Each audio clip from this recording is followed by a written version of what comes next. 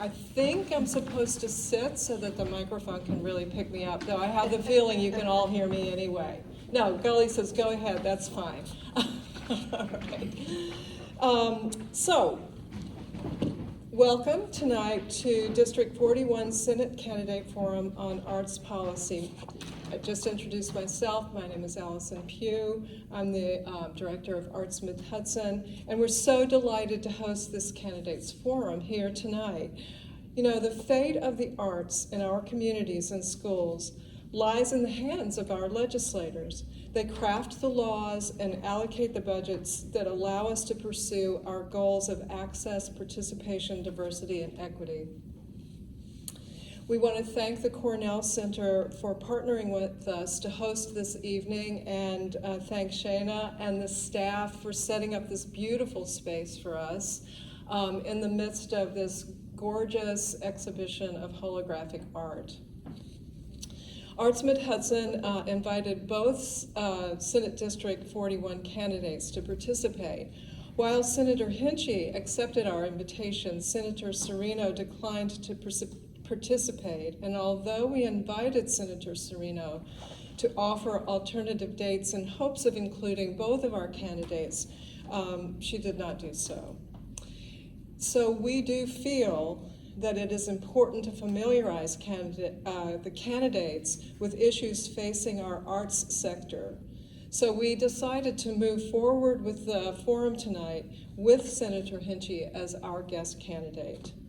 We'd like to thank Senator Hinchey and all of you for coming out tonight to participate and be part of this very important conversation. And so now, without further ado, I want to introduce our moderators. Maria Elena Ferrer Harrington. Yay! Maria Elena is a socially engaged, multidisciplinary artist who chairs the Kingston Arts Commission, is the executive director of Humanamente, a diversity and inclusion consulting organization. And Maria Elena also chairs the steering committee for the Alianza Cultural de Kingston, an organization whose mission is to form, preserve, and celebrate the culture and traditions of our diverse Hispanic Latino heritage communities. Additionally, Maria Elena sits on the Family of Woodstock Board of Directors, Arts Mid-Hudson Advisory Board, yay, and is a teaching artist at the Department of Regional Artworks, The Draw in Midtown Kingston. Maria Elena originally studied architecture at Central University of Venezuela. She later earned a certificate of distinction in leadership and empowerment from Spain's Polytechnic University of Valencia and a diploma in gender leadership through the Equal Transnational Cooperation Community Initiative of the European Social Fund. In addition, she earned a university expert diploma in mental health, cultural processes, and psychological interventions with immigrants, minorities, and the socially excluded from the University of Barcelona. She is currently an MFA candidate at SUNY New Paltz. Welcome. David Cavallaro is is Associate Chair of Art and Special Assistance at the Dean of Fine Art and Performing Arts at SUNY New Paltz. As Associate Chair, he oversees daily operations of the department comprising 450 undergraduate and graduate students, over 75 full and part-time academic faculty, and 8 professional faculty. He provides support and guidance to 10 studio programs, strategizing future planning, and represents professional faculty on the college's academic senate. He advises approximately 90 art studio minors each semester and troubleshoots advising for the department. As special assistant to the dean, He is the primary liaison with the Office of Facilities, Operations, Design, and Construction for the School of Fine and Performing Arts. He is the institutional representative to 3 national accrediting bodies: the National Association of Art and Design, Theater, and Music. David has served on a number of review panels for both the Dutchess County Arts Council and Arts Mid-Hudson. He has been a Town of Marbletown Historic Preservation Commissioner, a trustee of the Ulster County Historical Society, and a board member of the Kingston Land Trust, among others. David earned a Master's of Arts Management degree from Hines College of Information Systems and Public Policy at Carnegie Mellon University. So welcome to our moderators who will welcome our candidates. Thank you.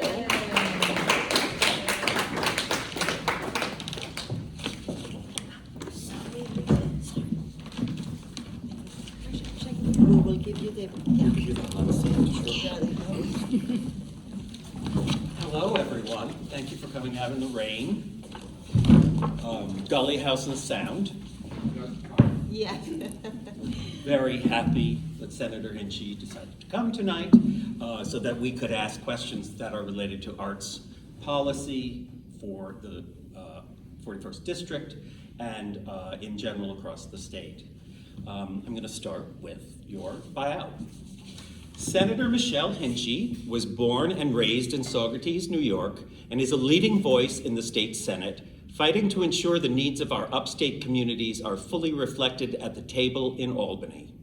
In just 1 term in office, Senator Hinchey has delivered on that promise, with over 50 of her bills, 50 bills, passing the legislature with bipartisan support. Senator Hinchey has championed solutions to address the upstate housing crisis, fought for utility bill reform, defended and expanded reproductive health care rights, delivered record funding for education and childcare, and led on environmental and natural resource protection. She bolstered support for small arts and cultural institutions and has been a voice for upstate equity, making sure all people, no matter who they are or their circumstances, have the representation they deserve. As the chair of the Senate Agricultural Committee, Senator Hinchey has also fought for our family farms and our local food supply so that everyone has access to fresh, healthy food. Thank you. Welcome. Thank you. Our discussion is going to be in 3 sections. Would you like to start? Or... Yeah. Although I want to also thank all the public that we have here. In particular, I want to thank the students from SUNY New Paltz that are here showing, civic engagement. Sorry guys, didn't want to put you on the spot, but I think it's important that, the new generations are getting involved in politics. Although in this case, because politics in the sense not of the partisan approach, but the distribution of the resources and the decision making for the laws that affect all of us. And today we're going to talk about the arts.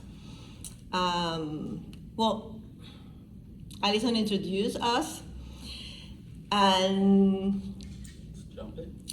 David introduced Michelle, and I don't know if these questions are for Michelle, these 2 questions that we have here. So, yeah. Would you like me to start? Yeah, sure. It sounds like it. So normally, if there were 2 candidates, we would have time limits on these things, but in this case, we won't have time limits. So feel free to continue as long as you want. I'll time limit myself.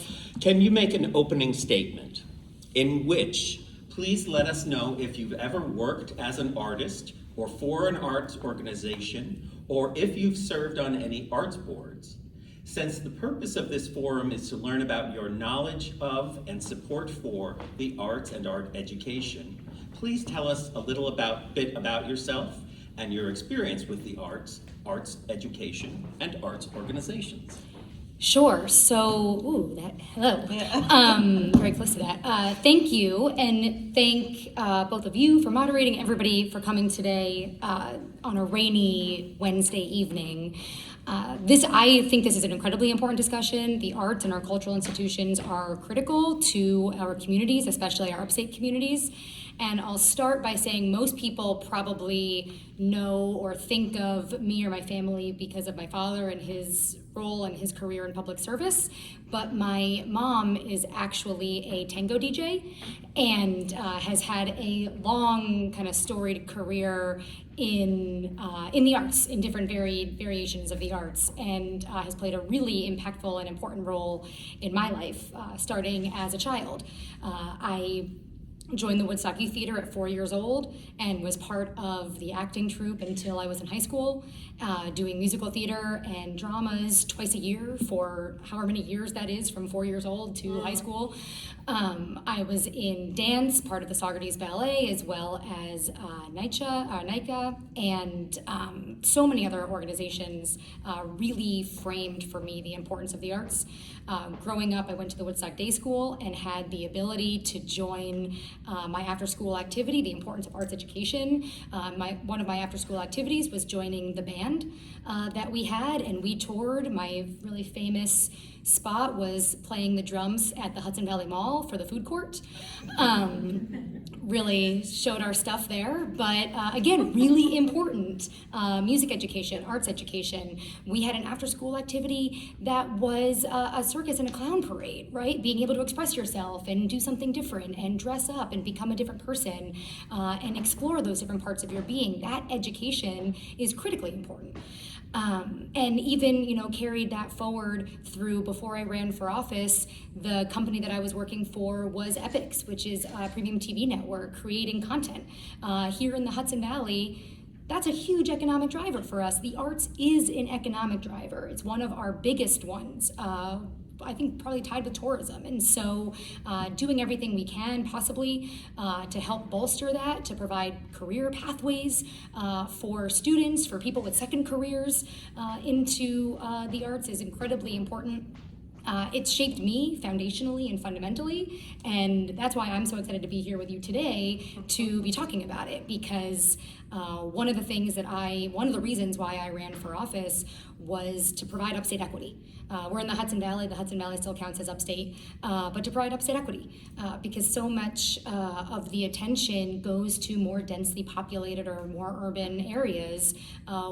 We need to make sure that we have funding for especially our arts and cultural institutions here, because that's how in our rural areas, that's how people are able to explore. That's how people are able to understand different cultures. That's how people are able to see something different that maybe they didn't grow up with in really small or more isolated communities. The arts do that, and they're critically important here. So thanks for having me. Thanks for being here and for all the work you do, more importantly. And I'll time limit myself. I'm glad that you mentioned all those things and that you're so enthusiastic with the arts, and it seems that you have a good understanding also of the politics of the arts. So the question will be, what is your understanding of the state of the arts policy and funding in New York State for both community-based and school-based arts? Yeah, so this year, wonderfully, we have more funding going to arts organizations and arts institutions than we've ever had, I think, in the history of New York State. That's incredible, and that's a funding level that we have to maintain. That shouldn't be a one-stop or a one-time influx in arts funding. That should be consistent. So a lot of that funding has gone to upstate and Hudson Valley-based institutions and organizations, but I think there's a moment right now where people are also really recognizing and realizing how important it is. We just went through 3 years of not having access to venues, right? Not having access to shows like the one that we are sitting amongst right now, to not having concerts. and that really impacted our quality of life. And I think I see that. I think a lot of other people see that, and the funding that we were able to secure in the budget this year is a huge step towards showing that, and something we should build upon. Agreed. I don't know if I can emit my opinion. One thing Moderator. I don't know if this Exactly. So I don't know if this totally ties in with that question, but I'm going to say it anyway. So one of the things, talking about the pandemic, so I was elected in 2020, right? Kind of right in the middle of the pandemic, November 2020. And so I took office January 21. And so our first budget was really pandemic relief, right? We couldn't do a lot of the big things that we originally, for me, we had, run on and huge infrastructure investments and environmental policy and all of these things, because it was, how do we stabilize our communities right now? How do we support our small businesses and our cultural organizations? How do we get people money for food? How do we keep people housed? Like, that was the perspective that we were in that first budget in that first year. And a really interesting time to get elected to office. But one of the things is we were talking about these big relief programs, and thankfully the federal government did come in with some financial support as well. I mean, massive financial support. But in some of the small business grant programs, it was actually myself and a small handful of our colleagues who fought to make sure that arts organizations and venues were included in that small business pandemic relief. They weren't originally. And that would have been, we heard from UPAC, we heard from the Colony, we heard from Bearsville, we heard from so many, and that had to happen. And so an example of why it's important to have kind of upstate voices in those rooms, making those at the table, talking about these things, we were able to change through negotiations and through conversation the parameters around the original small business relief, and actually bring those to arts venues across the state, but especially here in the Hudson Valley. yeah, that's great. But following on that initiative that is already been implemented, that you were fighting for, what other improvements would you propose to make in legislation or appropriation to foster continued growth in the creative industries of the Mid-Hudson? Because that is gonna piggyback with another question later. But right now, what comes to mind? What are your suggestions for improvements in that, so that we can guarantee that this continues, that it's not just for the pandemic? Yeah, no, absolutely. And of course, some of the scale of funding is pandemic relief. We can't get back there because unless the federal government wants to keep giving us the same level of money, where our hands are a little bit tied. But a couple of things. I think the film and TV tax credit is huge. It's something that we end up having to debate every year. And I think now it's 4 years, but still that should be something that we just solidify and we agree is really important. So that's something, especially for our communities here, critical. And we're seeing organizations like Stockade Works and others not just create new jobs, but pathways for apprenticeship programs, ties into our high school. If Stockade Works was in Saugerties when I was in high school, I might not be sitting here at this table with you. I may have found a very different career. And that's really exciting, right? So how do we make sure that that continues, and that's something that they can, as they're planning their 5-year, 10-year, 15-year business plan, and that's how long you're planning production schedules, right? Having to make sure that films and TV, especially coming to our communities, you can't just do every year, every 4 years. You have to be able to plan. So I think having a more consistent agreement on the film and TV tax credit, making sure that's not on the table for debate, really important. This year, for the first time ever, we got funding for arts organizations outside of New York City, capital funding for arts organizations outside the city, first time ever. That's crazy that's the first time ever. It is incredible, but also crazy. And so making sure that things like that are now, year over year, that we can continue to invest in that. And again, kind of the upstate voice, one of my roles, I feel, is really educating my colleagues in that the arts is not just Broadway. And we love Broadway and we love Carnegie Hall, but there are so many just as important organizations that we have to fund, the Broadway and the Carnegie Hall of Kingston or Greene County, right? Like, we have to make sure we're investing in those places. And so this year we took a big step forward for funding for arts organizations outside the city, making sure that we find a way to not have to fight for that every year, but that's now just guaranteed. I think figuring out how twofold: one, to expand and solidify arts education. As I talked about my experience and the importance of it, I was really fortunate to have those opportunities. Not everybody does. How do we solidify that in our education system? Making sure that even if it's outside of our education system, that kids have after-school activities, even like nonprofits are tied in for people. And there's a bill too that is a pandemic-related bill, but it's a Rachel May bill about an arts, almost public works program to help bring people into jobs and bolstering the arts economy and helping incentivize from the government level, getting people really bolstering the arts. And so in similar fashion, exactly, very similar fashion to the WPA, having almost our COVID era type moment, right, and to have it really focused on the arts. I think we're moving out of the pandemic, and I think we're seeing a lot of people changing the ways that they work. But how can we make sure that we're bolstering and supporting specifically arts organizations that may be struggling right now? How can we make sure that we're helping funnel people into those organizations for long-term careers? I'm going to take the next one. Sure. Okay. We are going to ask you some questions that are related to the New York State Council on the Arts. The first of our major topics is community arts support. As you know, the vast majority of state public funding flows through NYSCA, and that's the topic of our next three questions.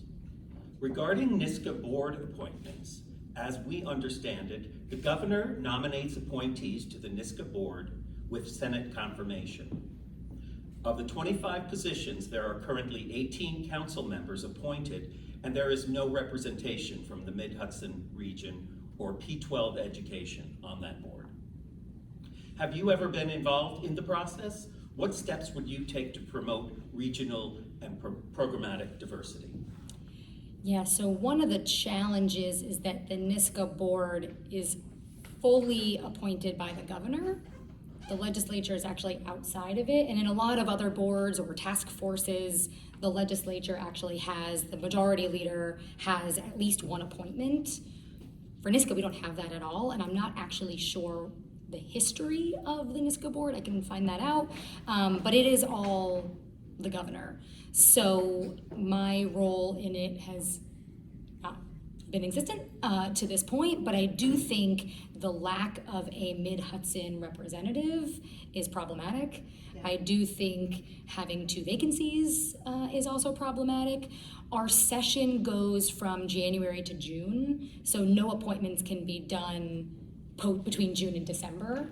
So this is something that I think we all, but especially me, and our office should and can make a priority going into January to question and understand why there are 2 vacancies, try to push to fill those quickly, and to see if the executive's office is open to either personal suggestions by actually a person from our Mid-Hudson region, or just the proposition that we should have someone from the Mid-Hudson be at least one of those 2 people. And that's something that I can commit talking to my other Hudson Valley senators to try to get a group of us together to push that, either to write a letter, to make some type of call to the executive to see what their appetite is for that. But I think it's important.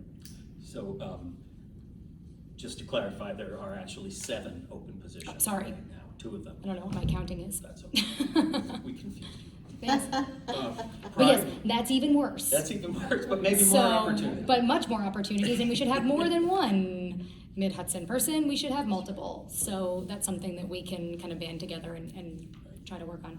from the position of being outside the nominating process. Yep. So prior to pandemic emergency funding, New York State funding for the arts through NYSCA suffered substantial cuts. However, in the past 2 cycles, with the addition of emergency pandemic funding, NYSCA funding was increased to $106 million, which raised the state's per capita to the 5th in the nation. Will you commit to maintaining that level of funding in the 23-24 budget and beyond? Yes. And I think it's worth noting here that my opponent has actually voted against all of the NYSCA funding at least 2 years in a row. I requested to be on the Cultural Affairs Committee, in which I am. She's also the ranking member of the Cultural Affairs Committee and still chose to vote against the funding for the arts. At least I've only been there for 2 years, so at least 2 years in a row, which I think says a lot. Also probably why I'm here by my lonesome today. But, I think it's really important to have champions from our region. We're also the only 2 Hudson, speaking of lack of representation from the Hudson Valley, we're the only 2 Hudson Valley members on the Cultural Affairs Committee. Everyone So else is New York City. everyone else is New York City and Rochester. And so something that I will encourage my Hudson Valley colleagues to join as well, which is important, but because of the more of us there are, especially in different parts of these areas and subject matters, the more strength we have to be able to push forward real change or funding, as we've already been able to do that in a lot of subject areas, including the arts outside of New York City piece. But I think having people who really understand and who care and want to fund the organizations that are critically important to our areas is important. And so yes, I will commit to funding it again. Thank you. The crowd went wild. Taking into consideration. I'll do the next one and then we'll switch you to Okay, the next perfect. set, okay? The legislature has the ability to distribute state art grants in areas such as institutional support, arts and education, and folk arts.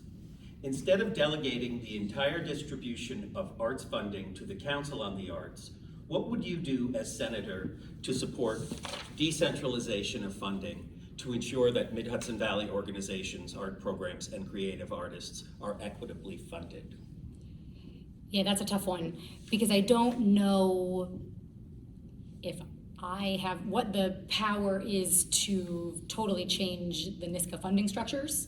Not to say that they're perfect. A lot of the funding structures that we have at the state level are anything but perfect. We're trying to change a lot of the grant programs actually because they don't work for smaller towns and communities, especially our municipalities. If you have, and small organizations, right? But I'll speak to the municipality piece for a second.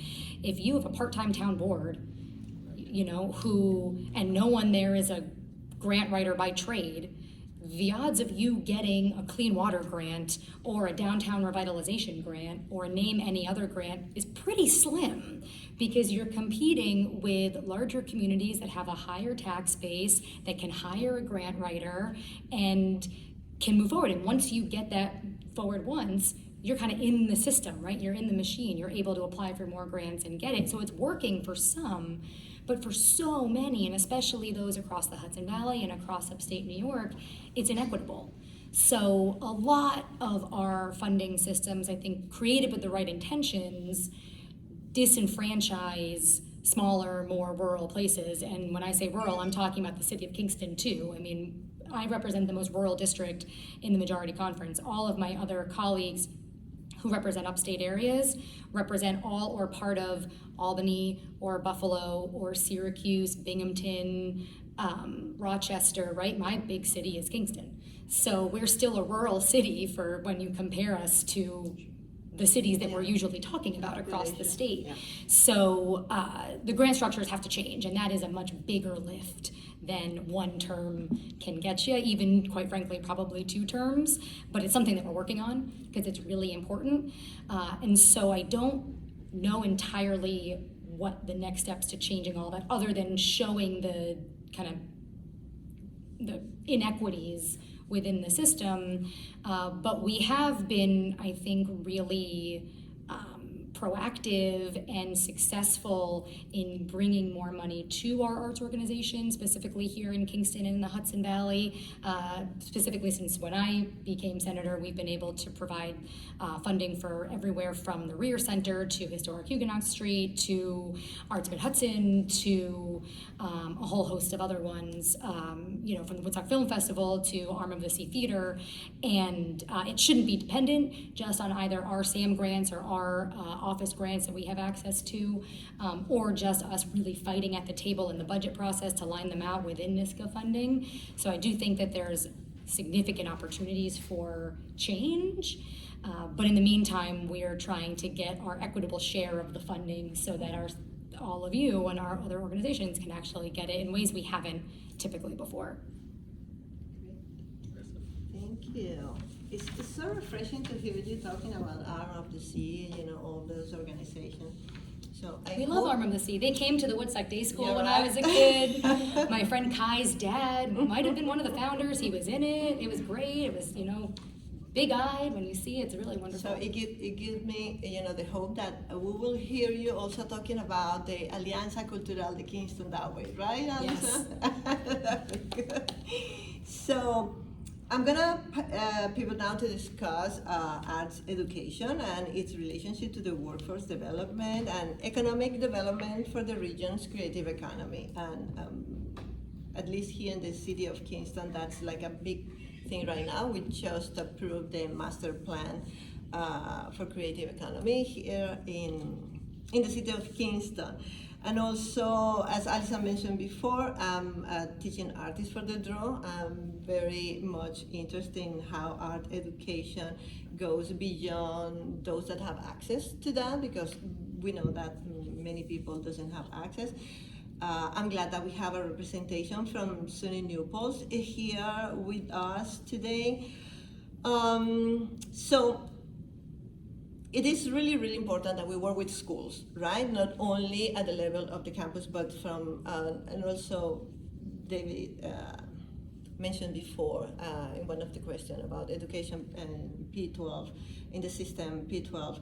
So, and also for the professionals, not only for the artists, but the people that work behind that, like Estocade Works, that also you're very familiar with the work that they are doing. So, in consideration of the work of the New York State Education Department, the first question in this regard is, what can you do to ensure the equitable delivery of arts education to all New York students?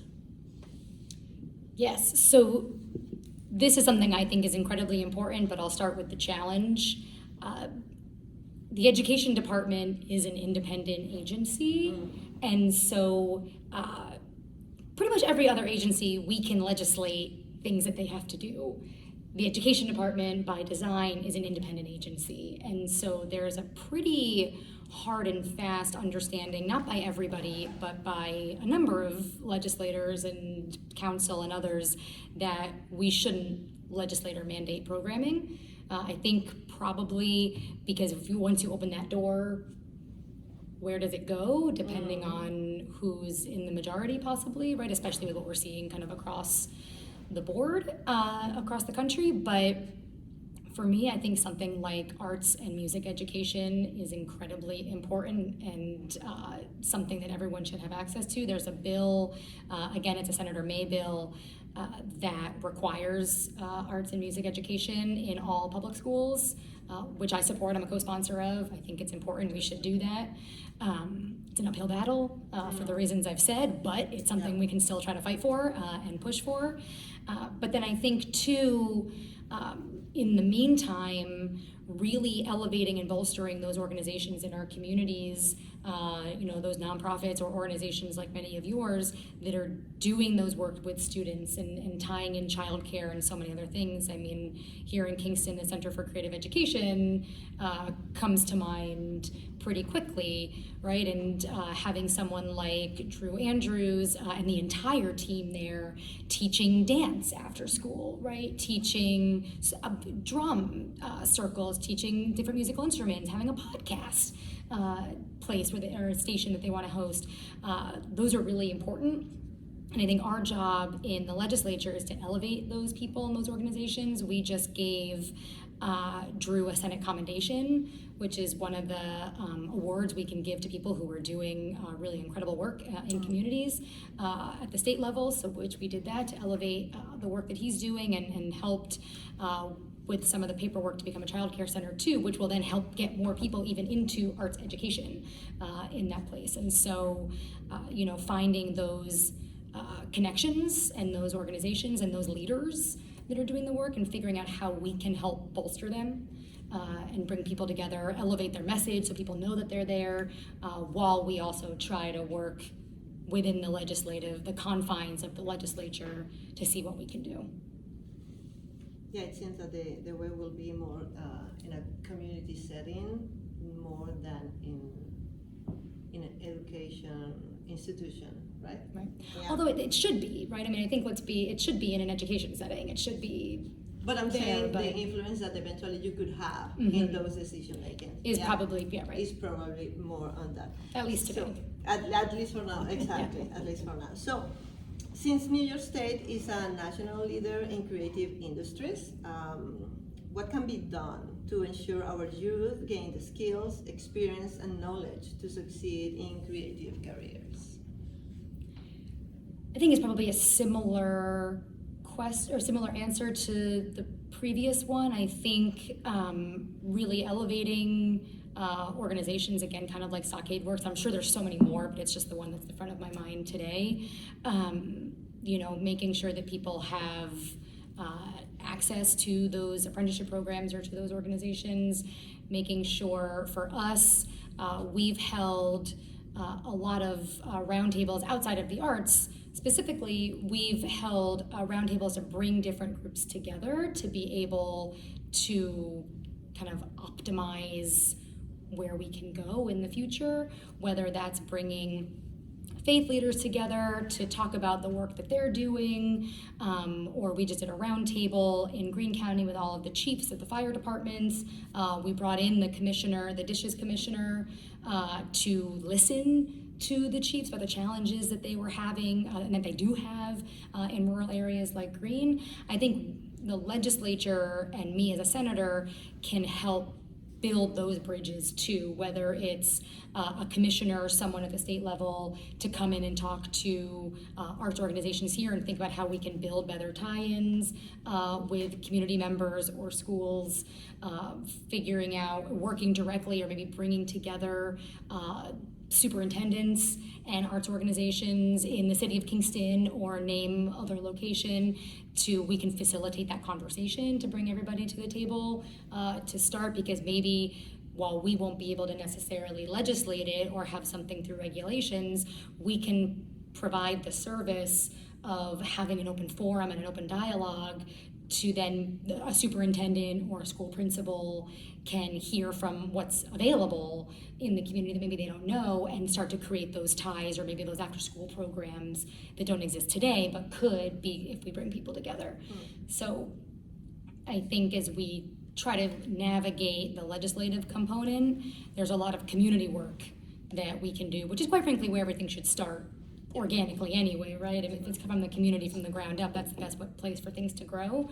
And we can definitely serve a role in that to bring people together. Good. I don't know if, no, I didn't ask that before, but I mentioned the master plan for the city of Kingston. Are you familiar with the goals of that plan? Yes, I've not read through the whole thing in minutes. Well, it's too long, but yeah, it's real too long. But are you also considering some sort of partnership or supporting the city of Kingston? I mean, I know that there's different, the local government, and for the state Senate. Is there a way of having those, I don't know if to call it intergovernmental or but Alliance supports? Yeah, if I understand the question correctly, we work with the City of Kingston all the time. We work with Mayor Noble and other people within city government. We also often talk to governments. We do get, in the majority, we do get some funding with some of the state grants, the SAM grants that we've talked about here, to say like, hey, listen, how can we help? Is there something that you need? In the same way that we've said to them, what kind of road infrastructure funding do you need, right? And we can then go back and fight in the budget for increased road infrastructure funding. Something like touring routes didn't exist. Funding for touring routes, it's a road funding program, but didn't exist before. And now, the City of Kingston is one of the few places that actually can tap into that money that I know that the mayor and others are utilizing significantly. So we definitely work with all of our partners in government and encourage them to, Steve, if you're listening, to let us know if there are things or different funding streams or different projects that are coming up, to let us know so that we can either keep an eye out for different funding mechanisms that either we have access to or just generally in the state, or if there's other people we can bring to the table to help kind of facilitate that. And we're kind of in collaboration with the city on some green space projects, I think, that are similar, but we definitely can work with them. For the arts and culture. Okay, so I'm gonna close this segment of the question. Given the legislative, oh my God, sorry for my That was right. Given the, okay, good. And budgetary separation of community arts, both commercial and nonprofit, and school or college-based arts, what can you do to bring the two sides of the coin together? Sort of hard. How do legislators encourage community and school-based organizations to work together? Yeah, I think that's the roundtable discussion thing we were talking about, right? I think that's kind of the best place for us to live in an office like ours, because again, we are, as a state senator or as an assembly person, we are legislative. So we write laws and then we have to build the coalition around that law to get it passed through our own house. We have to find a partner to sponsor it in the assembly, and then that person to build a coalition, get it passed through the assembly, and then then encourage the governor to sign it. Yeah. So that's kind of the law legislative process, which can take a long time, especially if we're looking for big changes or big pieces of legislation. I think the best kind of community role for us to play is bridging that gap, right? Or bridging that divide, facilitating those conversations, identifying and hearing directly, probably first and foremost from you all and the arts organizations here, what is it that is what's successful? Where are you finding challenges, or what do you want to do, like what's the next goal? And then we can facilitate either if it's the, again, superintendent, or if it's the city, or if it's name other entity, we can facilitate those conversations. And sometimes it can be with us there, or it can be, hey, we'll set up a meeting, you guys have the meeting, you don't want us in it, and call us back if you need us. But I think that's probably the best route and the most effective, because then also, or if you're having conversations with different organizations or people or institutions, and you're not getting the answers that you want, or you're not getting responses, you can also reach out to us too. Exactly, you can reach out to us also, and we can step in with you to say, hey, listen, we think this is a great idea, why don't we all get together to talk about it? Or whatever it may be, we can kind of also be brought in if you're not getting the answers you want, to say, hey, how can we help, and let's facilitate something. We don't always have to initiate it, we can kind of come in secondarily too. The muscle. Yeah, if you will, nice muscle. The next section of our discussion is questions from the public. In this case, I have some questions that were sent in through the internet, but we also have you here in the audience. So if you would like to ask a question, I'd ask you to please stand up, speak loudly, identify yourself and any affiliation that that you want to share with Senator Hinchey, and then ask your question. Please keep them on point. To begin with, I'll ask at least one. from that we received online. So I prime the pump here. Okay. Since 1982, New York City's Percent for Art law has required that 1% of the budget for eligible city-funded construction projects be spent on public artwork. Could the 1% for art be applied across New York State? If not, what other implementation are you proposing? We can look into it. It's something I'm not sure. I don't know what the challenges would be, admittedly. I don't know what problems there would be with that, other than we're taking probably funding away from something else, and so then you kind of have to figure out how to balance that budget, because we fund a lot of things. But it's something we can look into, and I can get back an answer. But we'll take that note, and we will look at the 1%. I do see it. So I'm Shannon Igro. I'm actually the director here for this amazing art center. Thank you so much for being here. I'm also a board member for the Hudson Valley LGBTQ+ Center.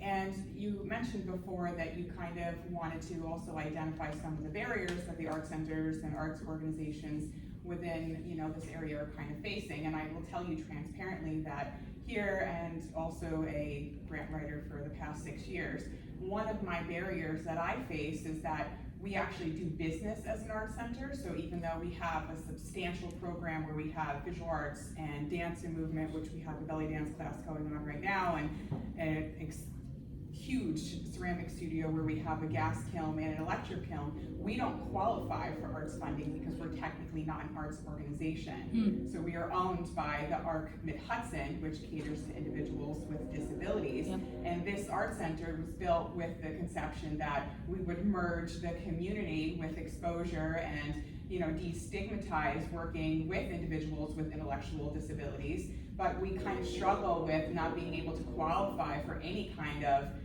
financial support for programs at all. Yeah. And I would say that is definitely a huge barrier because we are an underserved population and we can't even apply. Yeah, we'll take that note too and can look into it. We can talk to some of our council and see, Thank you. because that is a challenge. Thank you. Yeah, thank you for raising it. Of course. Any other questions on the floor? I see a hand in the back. Would you like to stand up and identify yourself? Thank you, David. Hi, Senator Hinchey. I'm Emily Putoff. I'm a Kingston resident. I'm a small business owner in Kingston. I run the Hudson Valley Bee Habitat. We can serve pollinators through the arts. So we're kind of like a merger of arts and science. And I'm also their professor, your latest professor, at SUNY New Paltz. So my question is you mentioned the economic driver of the arts. The nugget I like to use is that the arts make more money for New York State than any of the sports teams, right? That's a huge number.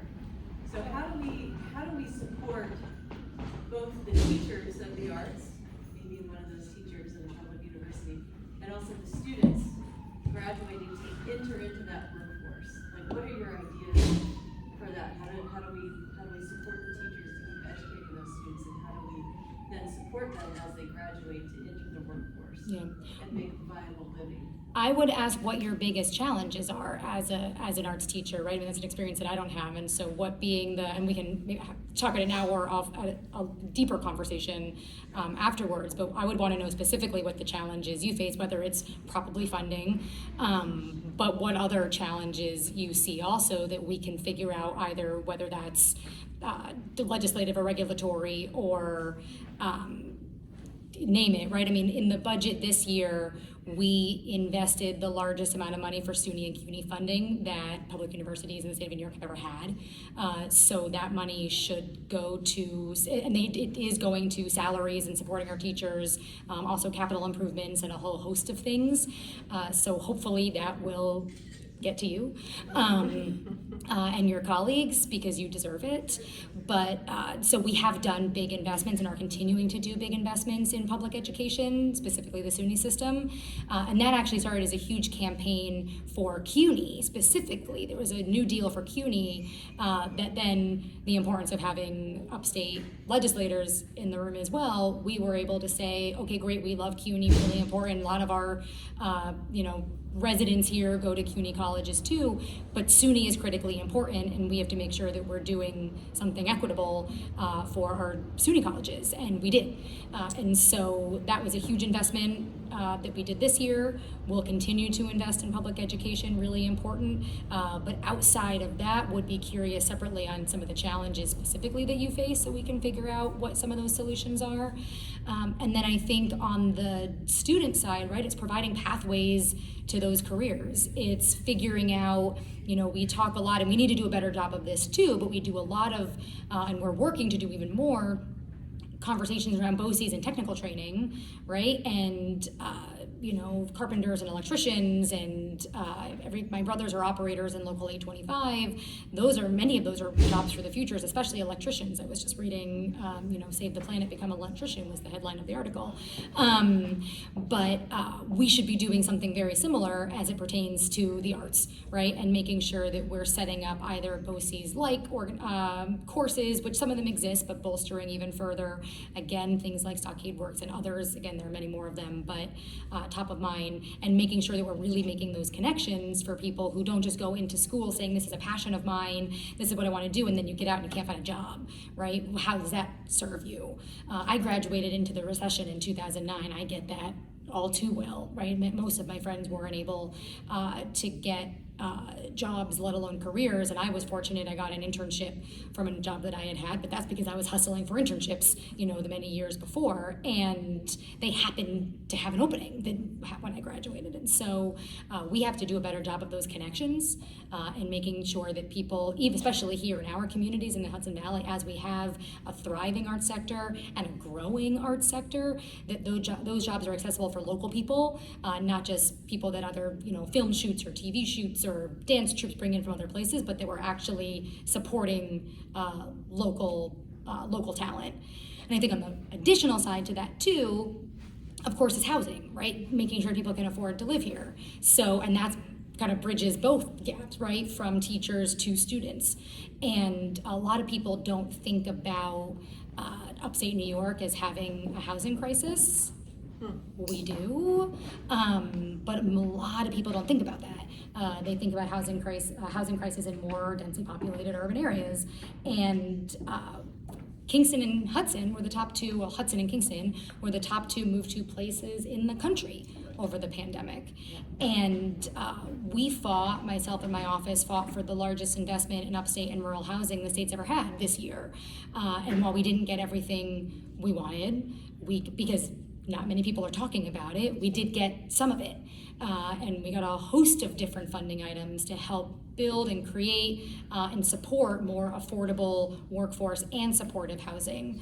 I also carry the bill that sets the first regulations for short-term rentals, because short-term rentals are really important. They're big economic drivers. They're part of the reason why our communities actually survived the pandemic. On the flip side, they have completely strangled our housing stock and our communities, and that is a very inequitable balance. So at the state level, housing's different all over the place. Somewhere like Bern, that I represent today in Albany County, is very different than the housing in New Paltz, is very different from the housing in Hillsdale, right? So, but we need to be able to provide insight into and really create a statewide registry, I think, so it's not dependent upon every individual community to do that. We also need to share information, share data. There's a lot within that bill, but actually kind of crack down and be honest about the landscape of short-term rentals. Accessory dwelling units is a bill that I co-sponsor also. Many of our communities in the Hudson Valley are already doing it. It should be a statewide law. And we also should be empowering our local communities to have a 10-year housing action plan and to actually include affordable housing within those action plans and take some of the political pressure off of local town boards and local supervisors. Put it on us, put it on me, put it on the state. I'm happy to say you have to do this because that's what will actually get it done. So there's a lot of different, and more, there's a lot more in the housing conversation we could be talking about, but I think housing is critical to the arts economy as well. Yeah, just to follow up on that, we had, we draw graduate students from all over the world to SUNY New Paltz, and we had 4 grad students who didn't come not for the tuition, because it was really affordable, because they couldn't afford the housing. Yeah. So it's crazy. creating a direct impact in terms of like who has access to education here in the Mid-Hudson Valley. So Yeah. it's a really important issue to address. Yeah. I'd like to hear from students, follow up to that question, like what are the challenges that you're facing? You're gonna graduate in spring or the following spring. What would you like help with? Oh, God. I mean, I grew up around here, and I definitely have seen all of the art and entertainment here around here, and I understand it a lot. But I find it, I guess maybe it's just my personality a little bit too. But I'm shy about it. Like, how do I go up to someone and like really ask, how do I get a job, and like how do I get the organization to feel inviting? Is a big part of it, I think. And I think that's where us building those connections more directly with your classes or with your institution would be beneficial, because then the onus also isn't on you to have to go out to name X location, find the executive director or someone who works there and feel like you're putting yourself out there. Although it's a good exercise and you should do it, because putting yourself out there is really uncomfortable, but then it's beneficial. So you can do it. Yeah. I believe in you.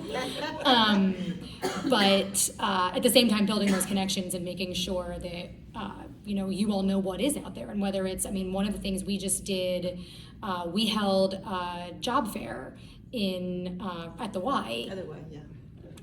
Just down the street, not that long ago, for people. We brought in different organizations that were hiring. It's something we could possibly partner with you and your class, to try to figure out like a career fair that we could do, and maybe make it an arts focused one, or whether doing it virtually or in person. Like, we can have those conversations to think about creative things that we can do that makes it a little bit more accessible for you, and also an interesting thing to have us be able to help facilitate.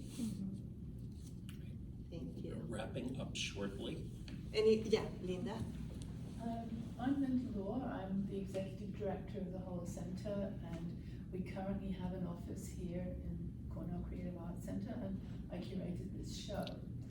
So we're a technology art-based organization that is based on artists in residence programs, and we've been kind of shifting gears a little bit to move over more into VR and AR and new digital applications of these technologies.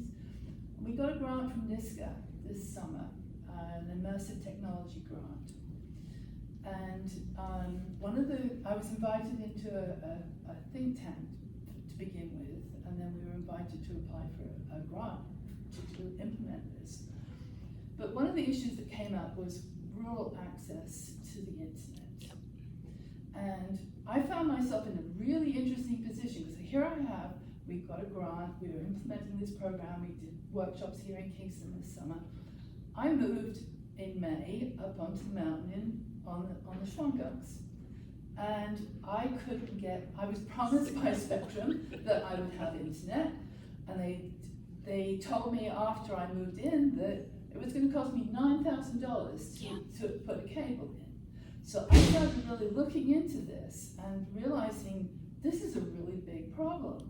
And I understand that New York State is starting to address this. There is a plan there, but how soon is this going to really happen? Because so many people are being impacted. Yeah. And the opportunities that go from that, job opportunities and training, all of those things, that's what we were trying to bring. But if you can't access it, and you can't get tuition, the instruction like through COVID, that's a critical blocking point. Yeah.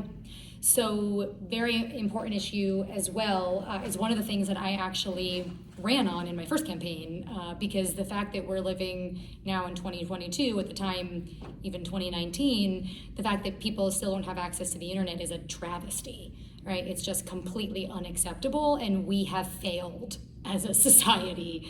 It is not a luxury, it is effectively a utility. It should be regulated as such, which I'll get to in a second. So we passed a bill, we sponsored a bill and passed a bill that was signed into law that actually made it more affordable for small and independent broadband companies to build out in more rural areas. I'll spare the technicalities of it because it's a really technical bill, but that was helpful. That was signed last year and has been very helpful. There are people here in Ulster County and Woodstock and others that we know today have internet because of that bill, because it just made it, a lot of independent broadband companies are the ones who are actually building out in rural areas. They operate on grants because it's just not cost effective for the bigger companies, right? Which is, again, we'll get back to the utility piece, but it's not cost effective. And so there's no competition because no one wants to do it. And it doesn't make sense. The amount of homes you'll get subscriptions from doesn't cover the cost of building out 20 feet, right? So it's independent broadband companies, and we've made it easier for them to go into negotiations for pole attachments within individual communities. And we've also directed, because they had to go actually negotiate every single pole attachment before, which is wild. Now they don't. And we also directed the PSC to come up with a more affordable way for them to attach to current utility poles, because there was some gamesmanship going on with utility pole costs. And we also fought for and got in the budget last year the first ever household level mapping data study, because under the previous administration, their favorite talking point was that New York State was 96% covered for internet, which if you live in, well, I mean, that's exactly the right, that's the right response. If you live in a rural area, like, you know that that's just a fallacy. And one of the first things I did in 2021 in a budget hearing with the PSC was question them on that and tell them that we know that this is a lie, and how did you get that number? This is inaccurate. And it turns out they were using census tracts, which may work for urban areas but does not work for rural areas. So we have right now going on a mapping study to actually identify household level data for who is covered and who is not. We also created then in the budget this year, we allocated, I believe it was $1 billion to a new broadband build out department, and put some more parameters on what that money can be used for, actual build out and capital, not administrative costs or soft costs. So that way we can actually be getting people internet, building out that last mile. There's a couple of things that are not included in the legislation that I was fighting for that we're gonna be monitoring, because we also put in that anytime this new department wants to spend money, they have to, on this type of build out, they have to get approval from us, which sounds really bureaucratic and like it's gonna take a really long time, but the last time we lost, the state, lost like 75% of the money because it all went to administrative costs and we didn't actually build out internet. So we need to be a little bit more of a watchdog and make sure that that funding is actually going to deliver internet infrastructure to people. So that's happening now, right? And I think going into the next session, that's a big topic of conversation for for myself and a lot of our colleagues, and we should be getting by the end of the year the first report from the PSC on that household level study.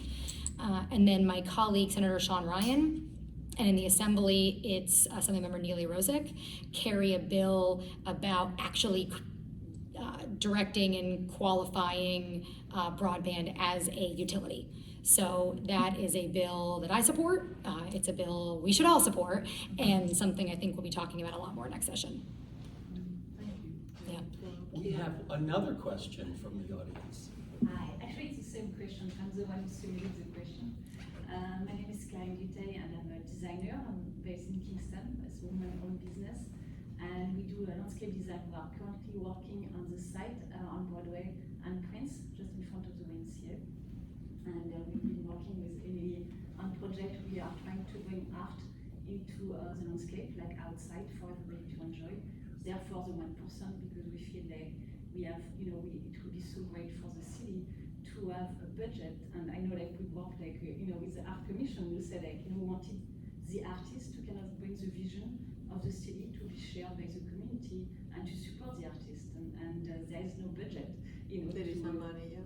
So it's kind of like, the 1%, I mean, this city, as you mentioned, is one of like, so many people came to Kingston and there's lots of construction going on, lots of capital improvement that will really benefit the 1% to have a a budget where we can actually show in Kingston like this amazing community of artists that are there. I mean, there's all positive, you know, we have the mural coming up, but I feel like it needs also like some kind of like other representation of art, and also through the youth. And so there's other project about the Green Line, for example, that so to do like an art line, you know, where we can actually develop like the different artist community along the Green Line and represent different heritage. So it's all the art like being very centered. And this place next to the YMCA could be also like a gateway for the art community to display also their skills. So it's really important. I just want to kind of like insist on this 1%. Coming from New York City, I know what it funded and I know what it still funds now, and how it makes the city so vibrant and the artist community so strong. And I think it's also like, you know, the finance is very important. So I wish this could happen to Kingston and other communities. Yeah, I think it's something, a couple things. I think it's something also Kingston itself could look into too, right? Not everything has to happen at the state level, but it could also happen in the city. But I think we met because I think we have, in one of the early meetings on that park, yeah, we've been involved in that conversation since the very beginning. So we're really excited about it. That's one of the green space things I referenced before that we're working with the city on. You know, I think there's lots of different possible funding streams for some of these things too. Talking specifically about that one, what I've been talking with some of the people who have spearheaded it, there's a $4.2 billion bond act on the ballot this year, which everyone should know about. Please flip your ballots over and read the bond act. That's $4.2 billion for capital projects, for climate resiliency projects and climate mitigation projects, and including green space projects. So one of the things we've been doing is trying to get you know, all the ducks in the row as much as possible, because the more shovel ready a project is, the more likely they're going to be able to apply for and get a first level of funding. $4.2 billion is a lot of money. It was originally $2 billion. We increased it to 4.2 because every day we don't do something to fight the climate crisis is a day that it gets significantly more expensive and we have a deeper crisis. So we increased it to 4.2, but there's a lot of projects here in the city of Kingston specifically that would be eligible for some of that funding, the park being one of them. And so while we'll look into the 1%, and I'm sure there are some things that I'm not thinking about that would be things we have to work through. The good ideas always have a lot of secret challenges that you don't foresee, but there are a lot of other funding streams out there that I think people should be looking at, and that's one that we've raised. And everyone, please go read about the Bond Act. It'll be on the ballot on November 8th. I think that we need to go a little bit to the closing remarks, but I need to put something there. I love those $4 billion and for the park. The thing that affects me and all the arts workers is that it considers pays everybody but the artist. It pays the constructor, the electrician, the engineer, the whatever, but then for the artists we're asking them for ideas, but we don't pay them. So can we squeeze there that as important as is the constructor of the whatever work it is, it's the artist that is bringing creativity and idea to that. That will be my closing remarks, but I guess that we're gonna give the senator a few minutes for the closing remarks. Sure, I think that's a great closing remark. We can end on that. I don't disagree with you. I think that's important, and it is an easy place, I think, to be overlooked, which it shouldn't be by any means, but I think it is an easy place to be overlooked because it's like the icing on the cake, right? Also the most important. It's what's stimulating, it's what's visual, it's what attracts people, it's what it really provides the value, but it's it's overlooked. So it's something that we can definitely look into, and I think it's important too to remind, in the swirling of so many things, it's important for you all to continue to remind us of that too, right? Because I know you will, because that's how it impacts you. And if you're calling us, we're getting 700 phone calls a day, and some of them are yours, we're going to go into our legislative session and say, okay, this needs to be a part of it. If not, it's just so, there's a lot. So we want to hear from you. That's why we do forums like this, right? That's why being here is so important. I wish there was another person here as well. That's why being here is so important, because it is a community conversation, right? And for me, I ran not because I think I know all the solutions, because I have all the best ideas. I know some of the challenges. I have some solutions. We have lots of ideas, but and I grew up here, right? This is my community. I want to serve to make our community better for the future.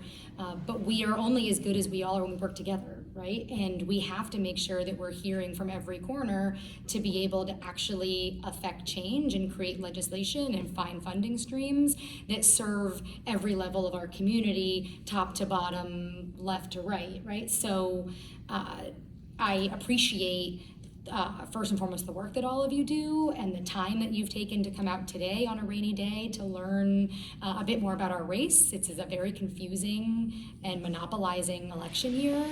And but I think honestly the state Senate and the state legislature has never been more important.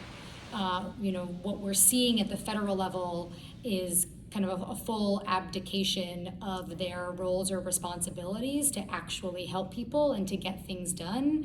And as we see continued efforts from the Supreme Court to say, go back to the states, we have to make sure that we have people and leadership in state government that's actually gonna show up and that's gonna fight for the things for our communities across the board. And because this is where we can actually get things done. And that's why I'm really proud of the 53 bills that we passed through the legislature. It's the most, I think, of anyone, let alone a freshman member, to pass through. And they're real things like expanding broadband access or expanding healthcare services or fighting for funding for upstate housing or arts investments outside of New York City. These are real things that we can get done, and we're dealing with decades of disinvestment and underinvestment, and so it's going to take some time, unfortunately, to kind of get to where we need to be, to where we want to be, but we're making really big strides. And I'm excited about the opportunity that we have here, especially in the Hudson Valley. Again, when we talked about broadband, that was one of the issues I ran on, because we know how special of a community we live in. Right? We know how incredible it is here, and at the time, 2019, we knew people were going to find us, and we had to build the infrastructure and solidify communities that work for people who lived here to be able to intake more people. That happened a lot faster than I think any of us had anticipated, but now we have an opportunity to really continue to build a society and a region that we want to see. We've got the spotlight on us, we have the funding, we have the ideas. Let's all work together to make sure we're doing it, and that the arts are central to that, because it is, as we started out, one of our, if not the top economic driver for our community. And so we have to support it in everything that we do. And I appreciate the work you do, and I'm an ally, because I wouldn't be sitting here today if it wasn't for the arts education, the arts careers, and just the arts enjoyment that I've had in my 34 years. And hopefully lots more to enjoy in the arts to go. Thank you. Thank you, Senator Hinchey. And I think in your closing remarks, you really beautifully stated why advocacy is so important and why building bridges of communication with our legislators is so important for us as an arts community as well. Our legislators want to hear from us. They want to work with us.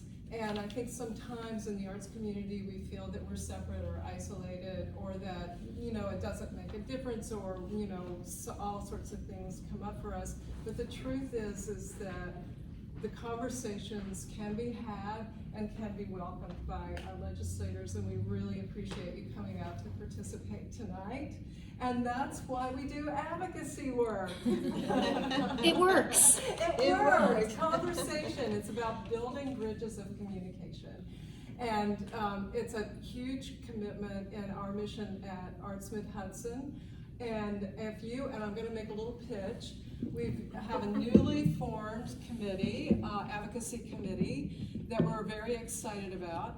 And if you are interested, come and join us. I personally am just getting my feet on the ground with advocacy work, and it's probably one of the most interesting, complex, and exciting things that I can think of to do in my community right now. So we hope that you will come and maybe think about being part of our committee and work with us.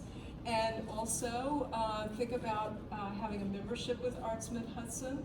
We're doing a new members show this fall and winter, and in our new expanded and improved office and gallery space. And so the work will be up and for sale, and so we'd love to have you with us. And just a couple of quick announcements. The recording tonight of the forum will be posted very soon on our YouTube channel, and we'd like to apologize to those unable to attend because of the high holidays. Next time we think about scheduling, we will take that into better consideration.